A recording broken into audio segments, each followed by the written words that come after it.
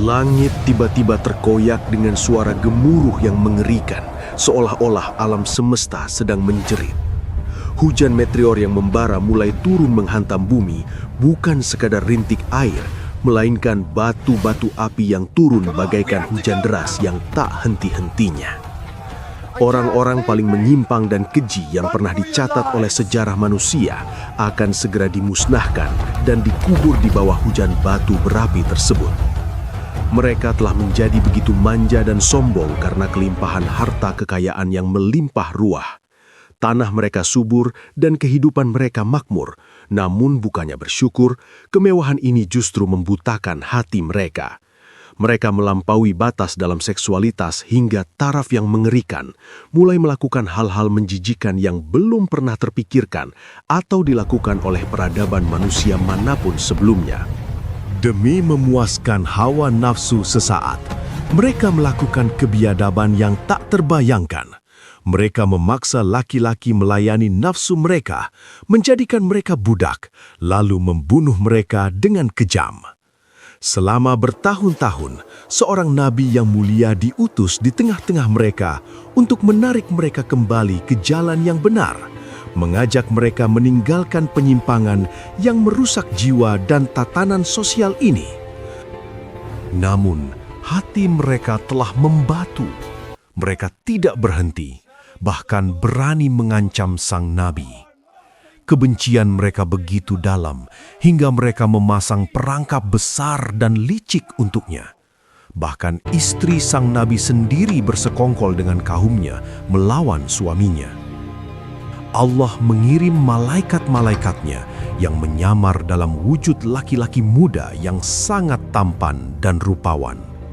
Ketika kaum Sodom melihat para tamu tampan ini, nafsu binatang mereka meledak. Mereka mencoba menyerang rumah sang nabi untuk menodai para tamu suci itu. Pada detik itulah, hukuman menjadi sebuah kepastian yang tak terelakkan. Dan seketika itu juga, batu-batu berapi dimuntahkan dari langit.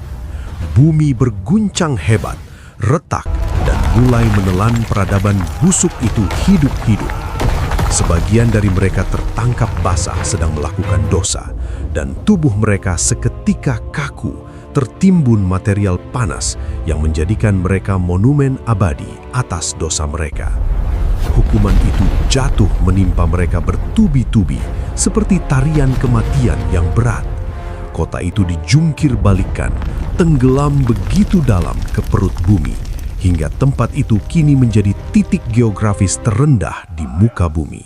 Al-Quran telah menceritakan detail peristiwa ini 1400 tahun yang lalu. Sebuah fakta sejarah yang kemudian dibenarkan oleh temuan sains dan arkeologi modern tentang kehancuran wilayah tersebut. Apa yang tersisa dari mereka hanyalah puing-puing dan formasi batuan yang seolah merekam ekspresi ketakutan dan keterkejutan abadi. Mari kita mundur ke masa lalu, sekitar tahun 1800-an SM di kota metropolitan kuno Sodom dan Gomora. Di sanalah hiduplah suatu kaum yang hidup dalam kemewahan luar biasa, sangat kaya, dan memiliki segala kenikmatan duniawi yang mereka inginkan. Tempat ini secara geografis terletak di daerah lembah antara Palestina dan Yordania saat ini, Lembah Sidim. Tempat yang dulunya subur, kini menjadi sunyi dan mencekam. Bahkan hingga sekarang, suara-suara aneh, desau angin yang menakutkan sering terdengar di sana oleh para pengunjung yang memberanikan diri datang. Di wilayah ini, yang secara topografi merupakan tempat terendah di bumi, sisa-sisa kutukan dan amarah ilahi terhadap kaum Lut seolah masih berlanjut dan terasa di udara. Di Danau Lut, yang lebih dikenal dunia sebagai Laut Mati, yang berada di daerah tersebut, kehidupan seolah terhenti total. Tidak ada ikan, tidak ada lumut, tidak ada makhluk hidup atau tanaman yang dapat bertahan hidup di airnya yang pekat.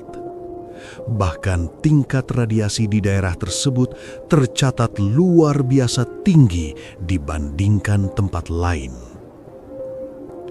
Danau berlumpur hitam ini dinamakan Laut Mati karena sifatnya yang mematikan. Tanah ini yang mencakup area seluas 600 km persegi terletak sekitar 430 meter di bawah permukaan laut, sebuah anomali geologis yang mencolok. Mungkin tempat ini tetap begitu rendah posisinya karena ia tenggelam dan dihempaskan ke bawah bersama orang-orang yang pernah tinggal di sana. Orang-orang Sodom dan Gomora itu dikenal liar, kasar, dan sama sekali tidak bermoral. Mereka memelopori segala jenis tindakan asusila dan perversitas yang tidak pernah terlihat pada bangsa-bangsa sebelumnya dalam sejarah manusia. Populasi mereka sangat besar dan padat. Beberapa riwayat tafsir menyebut angka ratusan ribu, meski data arkeologi mencatat kota-kota kuno masa itu berpopulasi puluhan ribu.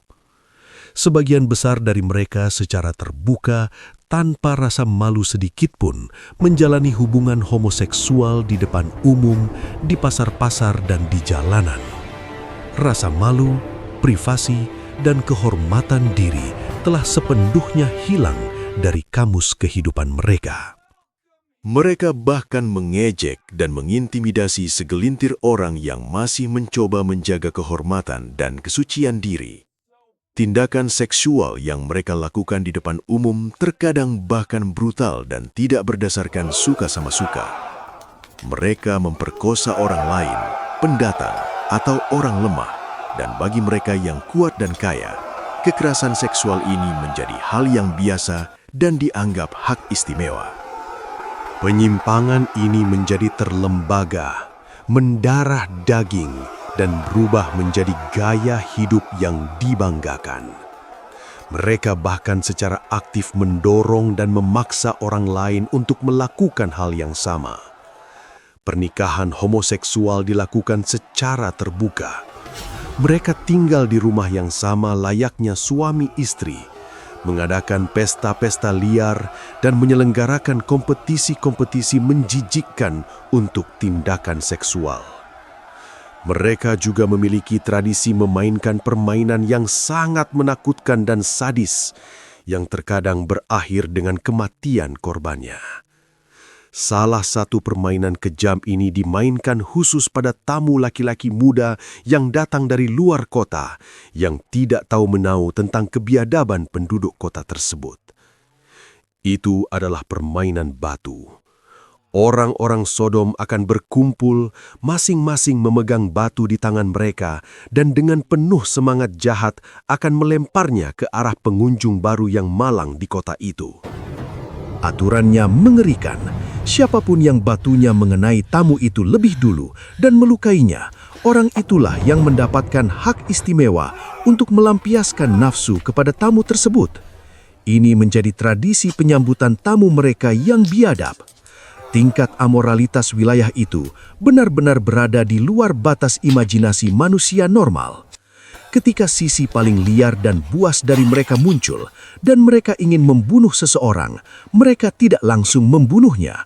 Mereka pertama-tama akan memerintahkan agar korban dilecehkan secara brutal beramai-ramai untuk menyiksanya secara fisik dan mental, menghancurkan harga dirinya, dan baru kemudian membunuhnya.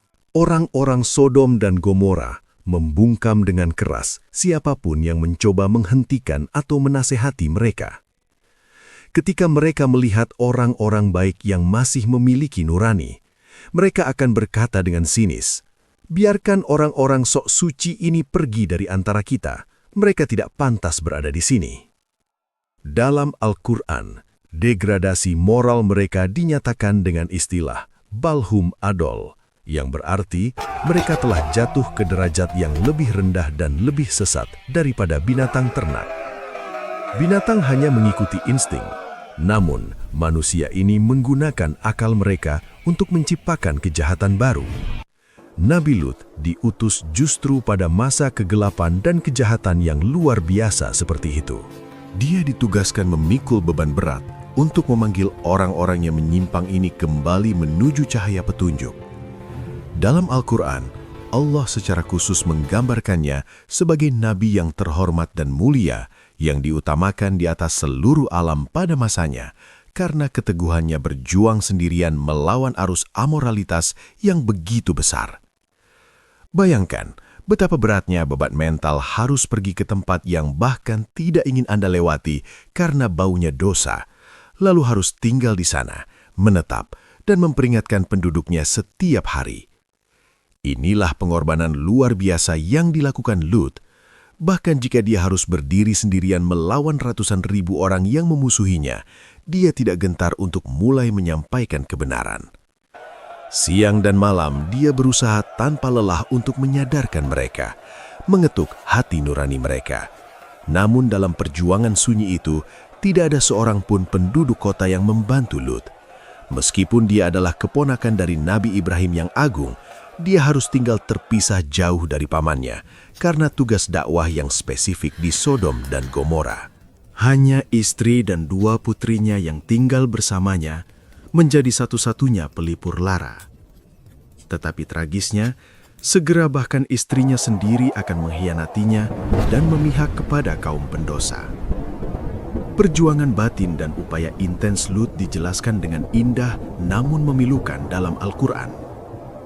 Saudara mereka, Lut, berkata kepada mereka dengan penuh kasih sayang namun tegas, "Mengapa kamu tidak bertakwa kepada Allah?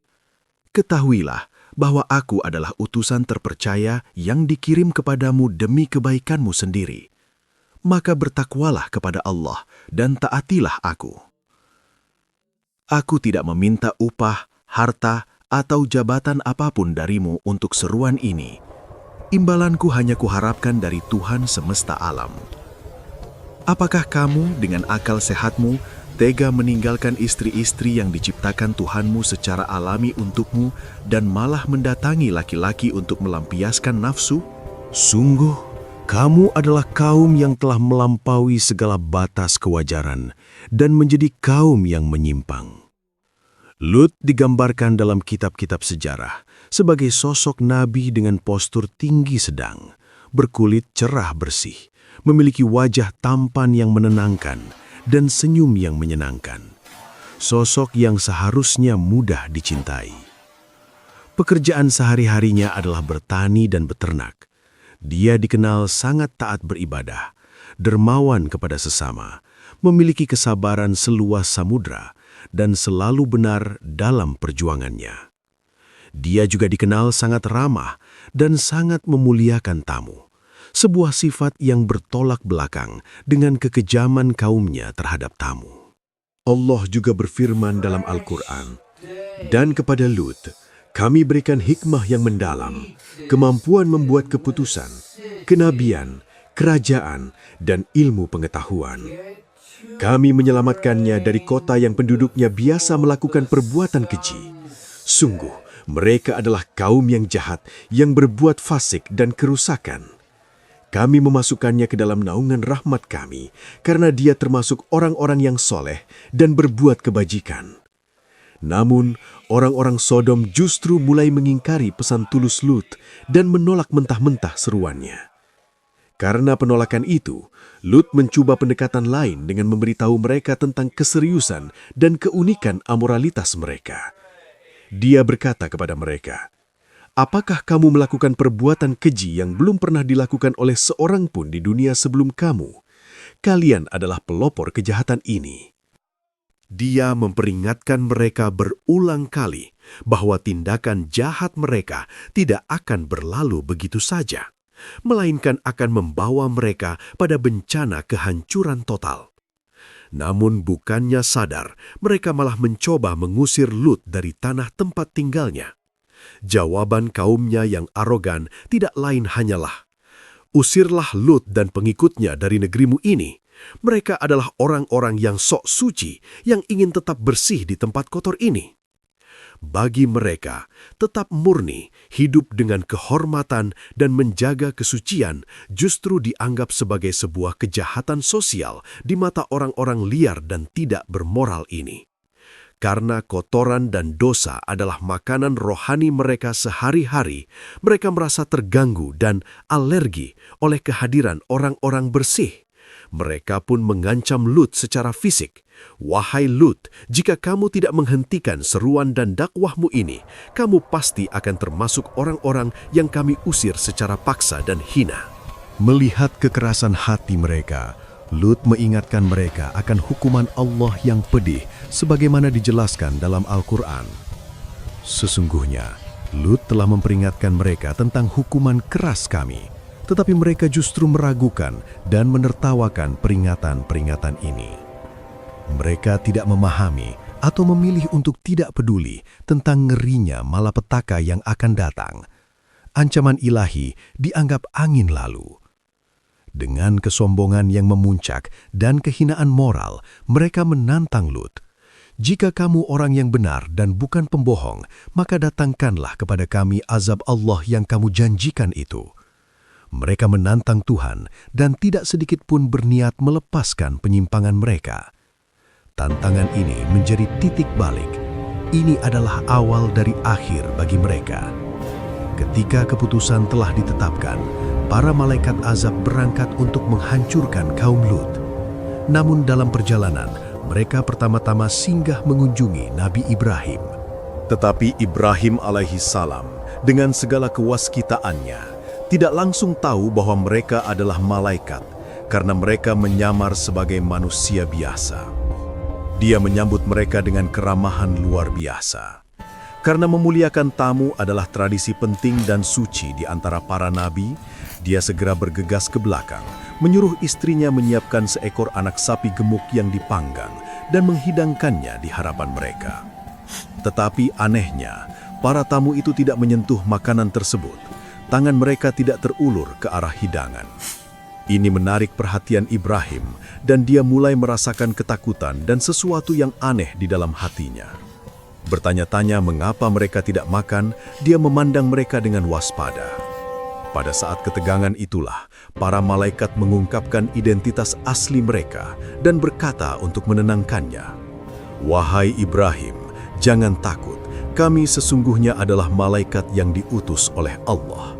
Kami telah diutus dengan tugas khusus untuk menghukum dan membinasakan kaum Lut yang durhaka." Ketika Ibrahim mendengar bahwa para malaikat itu akan menghancurkan kaum Lut, reaksi pertamanya adalah kekhawatiran mendalam. Dia berkata, "Tetapi Lut ada di sana," dan hatinya menjadi sangat sedih memikirkan nasib keponakannya. Keponakannya, pria baik dan saleh itu, telah berusaha begitu keras, berdarah-darah berjuang untuk kaumnya, tetapi waktunya ternyata telah habis. Para malaikat telah turun ke bumi dan mereka akan segera menuju ke sana untuk eksekusi. Air mata memenuhi mata Ibrahim dan dia menelan ludah dengan susah payah, mencoba bernegosiasi dengan malaikat demi keselamatan Lut. Ibrahim lebih dari sekedar sesama nabi bagi Lut. Hubungan mereka terikat oleh persaudaraan iman yang kokoh. Dia merasakan kesedihan yang mendalam, membayangkan nasib Lut di tengah kaum yang begitu beringas. Dulu, Lut adalah orang yang setia berdiri di samping Ibrahim saat semua orang menolaknya, mendukung seruannya, dan bersama-sama mereka telah berjuang dalam pertempuran iman yang hebat. Sekarang, Ibrahim menunjukkan kesetiaan dan kasih sayang yang sama untuk Lut. Kisah ini penuh dengan hikmah yang dalam, menunjukkan indahnya persahabatan antara nabi-nabi Allah, kesetiaan dan kepercayaan timbal balik mereka, dan bagaimana rahmat serta keadilan ilahi terjadi beriringan. Kehancuran kaum Lut pun dimulai. Lut, di bawah kondisi tekanan sosial yang sangat keras, telah berjuang selama 40 tahun menurut satu riwayat. Tetapi penindasan, kekerasan dan amoralitas kaumnya bukannya surut, malah telah mencapai tingkat yang tak tertahankan. Orang-orang Sodom tetap acuh tak acuh, bebal terhadap peringatan hukuman Allah, dan bahkan sampai lancang menuntutnya agar segera diturunkan, membuat diri mereka sepenuhnya pantas menerima hukuman yang paling berat dalam sejarah. Lut menghadapi situasi putus asa ini, di mana tidak ada lagi harapan bagi kaumnya untuk berubah, akhirnya berlindung sepenuhnya kepada Tuhannya dan meminta pertolongannya. Dia berdoa dengan hati hancur kepada Allah. Ya Tuhanku, selamatkanlah aku dan keluargaku dari apa yang mereka perbuat. Ya Tuhanku, tolonglah aku melawan kaum yang rusak dan menyebarkan kerusakan ini. Selama puluhan tahun dia telah bekerja untuk kebahagiaan dan petunjuk kaumnya, tetapi hasilnya nihil. Hanya sedikit sekali pengikut, bersama dengan 2 putrinya yang beriman kepadanya. Bahkan istrinya sendiri, orang terdekatnya, memihak kepada orang-orang jahat dan menjadi mata-mata bagi mereka. Oleh karena itu, doa ini adalah jalan terakhirnya penyerahan total seorang hamba. Allah menjawab doa itu dengan mengirim malaikat untuk menghancurkan kaum Lut. Meskipun malaikat-malaikat ini datang dalam wujud pemuda yang sangat tampan sebagai ujian terakhir, penampilan mereka justru membangkitkan hasrat jahat orang-orang yang menyimpang itu. Mereka mencoba melecehkan para tamu suci itu. Kejadian menegangkan ini dijelaskan dalam Al-Quran sebagai berikut. Ketika utusan-utusan kami datang kepada Lut, dia merasa susah dan gelisah karena kedatangan mereka, dan merasa sempit dadanya memikirkan keselamatan mereka dari gangguan kaumnya. Dia berkata dalam hati, ini adalah hari yang sangat sulit dan genting. Ketika Lut melihat para malaikat dalam wujud pemuda rupawan, dia mengira mereka adalah manusia biasa dan sangat takut kaumnya akan menyakiti dan menodai kehormatan tamu-tamunya. Seperti disebutkan dalam surah Al-A'raf ayat 80 dan 81, penyimpangan seksual telah menjadi wabah yang tersebar luas dan tidak terkendali di kalangan orang-orang kafir dari kaumnya. Berita kedatangan pemuda tampan menyebar cepat, salah satunya karena isyarat istri Lut, dan kaum Lut pun berlari berbondong-bondong mengepung rumahnya. Mereka memang sudah gila dan biasa melakukan perbuatan-perbuatan keji itu. Lut dalam keputusasaan melindungi tamunya berkata, "Wahai kaumku, inilah putri-putriku, perempuan-perempuan negeriku, nikahilah mereka secara sah, karena mereka lebih suci dan halal bagimu. Bertakwalah kepada Allah, takutlah akan azabnya, dan janganlah kamu mencemarkan nama baikku dan menghinaku dengan mengganggu tamuku. Adakah di antaramu seorang yang berakal sehat yang masih memiliki nurani?" Menurut penafsiran beberapa ulama, ketika Lut berkata, "Putri-putriku," dia bermaksud putri-putri dari kaumnya, wanita-wanita Sodom, bukan menyerahkan 2 putri kandungnya sendiri. Karena seorang nabi dianggap sebagai ayah spiritual bagi kaumnya yang ingin membimbing mereka ke jalan pernikahan yang fitrah. Tetapi orang-orang Sodom yang mata hatinya sudah buta dan gila oleh nafsu itu menjawab dengan kurang ajar, "Kamu tahu kami tidak menginginkan putri-putrimu atau wanita manapun. Kamu tahu benar apa yang kami inginkan dari tamu lelakimu itu." Lut merasa sangat tidak berdaya, berkata, "Seandainya aku memiliki kekuatan fisik atau pasukan untuk menolakmu, atau dapat berlindung pada benteng keluarga yang kuat yang bisa membelaku." Nabi Muhammad SAW ketika menyebutkan apa yang dikatakan Lut kepada kaumnya ini menjelaskan dengan penuh empati, "Semoga Allah merahmati saudaraku Lut. Dia sesungguhnya saat itu sedang berlindung di tempat yang paling kuat, benteng yang tak terkalahkan, yaitu Tuhannya." Berkat doa dan keluhan Lut ini, Allah kemudian menganugerahkan kepada semua nabi setelahnya kekuatan dari kerabat dan pendukung agar mereka tidak sendirian. Melihat Lut terdesak, para malaikat kemudian membuka rahasia mereka. "Wahai Lut, tenanglah, kami sesungguhnya adalah utusan Tuhanmu. Mereka sama sekali tidak akan dapat menyentuhmu atau kami. Pergilah segera pada sebagian malam bersama keluargamu, dan jangan ada seorang pun dari kalian yang menoleh ke belakang melihat kehancuran kota, kecuali istrimu yang akan tertinggal. Sesungguhnya, apa yang akan menimpa mereka juga akan menimpa dia karena pengkhianatannya. Waktu yang ditetapkan bagi mereka untuk kehancuran total adalah waktu subuh. Bukankah subuh itu sudah sangat dekat?" Kata mereka menenangkan. Kerumunan jahat itu semakin beringas dan menyerang mendobrak pintu Lut untuk terakhir kalinya. Tetapi tiba-tiba keajaiban terjadi. Mereka semua seketika dibutakan. Ketika gerombolan itu mendobrak pintu dan merangsek masuk, Jibril hanya perlu mengibaskan sayapnya satu kali.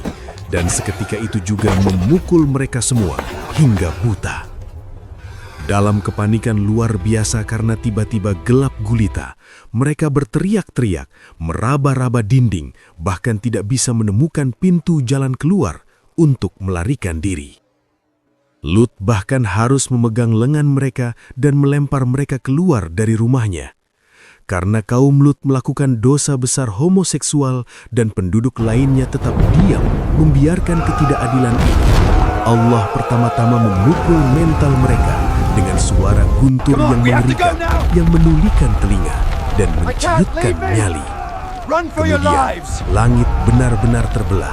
Wilayah itu dihantam oleh hujan meteor batu belerang dari luar angkasa yang terbakar hebat.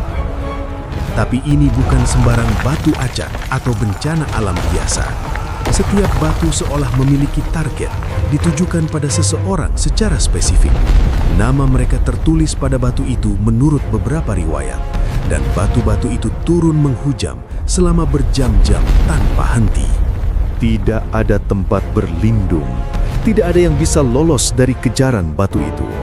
Batu-batu itu menembus atap, memasuki rumah-rumah, dan menghancurkan segalanya hingga luluh lantak. Dengan demikian, kehancuran total dan penghapusan bangsa besar yang durhaka ini dari panggung sejarah menjadi mungkin melalui hujan batu meteor ini. Allah menyatakan dengan tegas bahwa Dia sengaja meninggalkan sisa-sisa ini sebagai pelajaran abadi bagi generasi kemudian. Sungguh, pada yang demikian itu terdapat tanda-tanda kekuasaan bagi orang-orang yang mengambil pelajaran. Puing-puing mereka masih berada di jalan yang terlihat dan dilalui orang hari ini. Sungguh, pada yang demikian itu terdapat tanda peringatan bagi orang-orang yang beriman.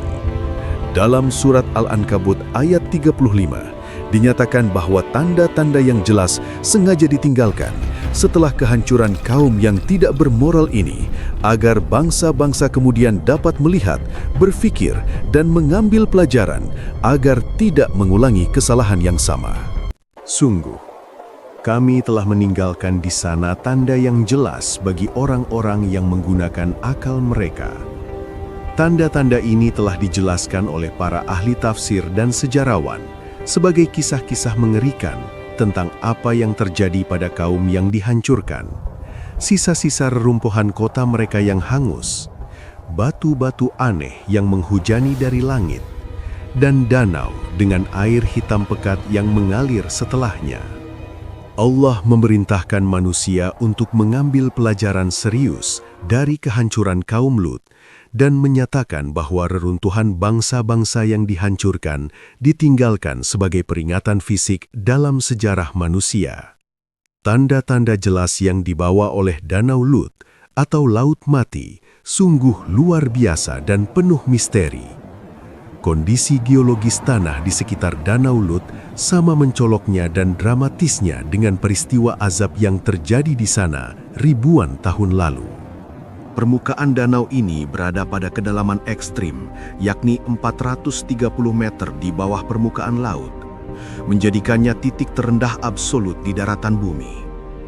Ini bukan kebetulan geografis semata, melainkan saksi bisu sejarah kelam. Titik terdalam dari dasar danau itu sendiri bahkan lebih dalam lagi, mencapai lebih dari 350 meter di bawah permukaannya. Dengan kata lain, dasar terdalam Danau Lut terletak sekitar 800 meter di bawah permukaan laut global. Sebuah cekungan raksasa yang seolah-olah terbentuk akibat hantaman atau amblesan dahsyat. Di belahan dunia lain, titik terendah daratan biasanya tidak lebih dari sekitar 100 meter di bawah permukaan laut. Seolah-olah struktur tanah yang jatuh ke bawah ini pun mencerminkan kerendahan moral kaum Lut yang jatuh ke derajat paling hina. Terlebih lagi, dalam surah Ar-Rum ayat 3, daerah ini secara spesifik disebut sebagai negeri yang terendah, Adnal Ark, Memang, ketika teknologi satelit dan geologi modern memeriksa tempat terendah di bumi, dikonfirmasi secara akurat bahwa itu adalah cekungan Danau Lut, persis seperti yang diisyaratkan dalam ayat tersebut. Karena mustahil bagi orang-orang pada masa turunnya Al-Quran, abad ke-7 Masehi, untuk mengetahui fakta geologis semacam itu tanpa peralatan canggih.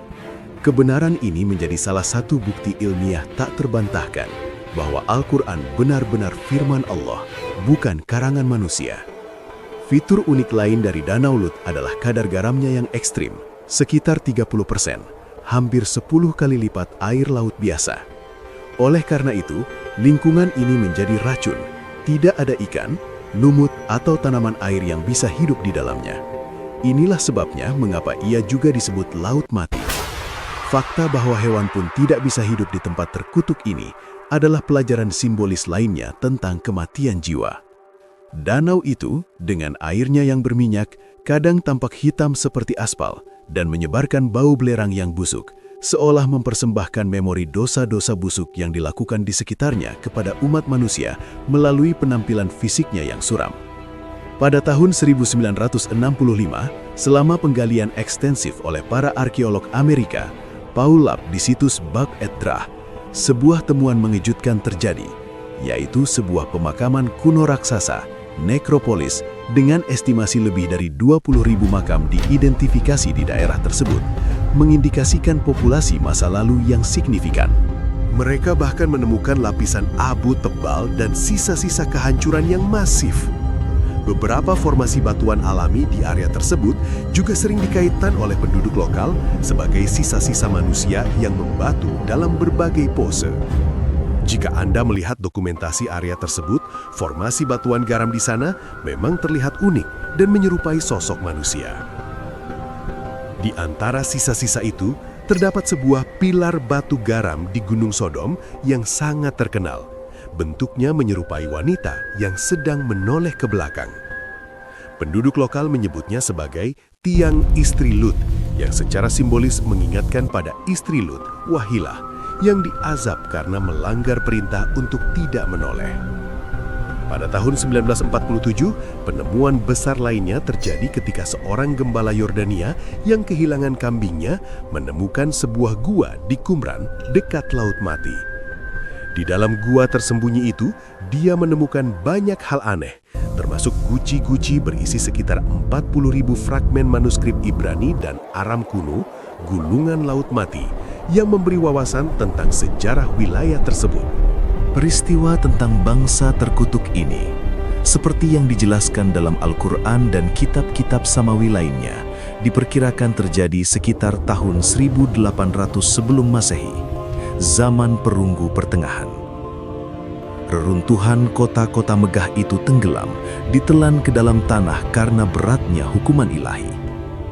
Tidak diketahui secara pasti berapa lama Nabi Lut hidup setelah menyaksikan kehancuran kaumnya atau di mana tepatnya dia menghembuskan napas terakhir. Namun, menurut satu riwayat sejarah yang kuat, makamnya diyakini berada di dekat desa Bani Naim, sebelah timur kota Hebron di Palestina, sebuah tempat yang masih dikunjungi peziarah hingga kini. Kehidupan Nabi Lut ditandai dalam sejarah manusia sebagai kisah perjuangan heroik yang ditulis dengan tinta iman, kesabaran tanpa batas, dan keteguhan prinsip.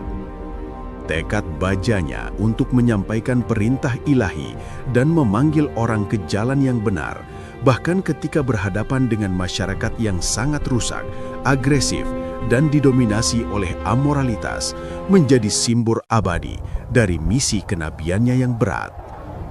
Nabi Lut adalah pemberi peringatan bagi kaumnya sendiri pada masanya, sekaligus menjadi pelajaran keras bagi generasi masa depan. Kesulitan dan teror yang dia tanggung menyoroti pentingnya menjaga iman dan moralitas dalam kehidupan manusia, dan kisahnya menunjukkan bukti nyata bagaimana keadilan ilahi pasti akan terwujud cepat atau lambat. Isu LGBTI menjadi salah satu topik utama perdebatan moral yang panas, bahkan atau terutama di zaman modern ini.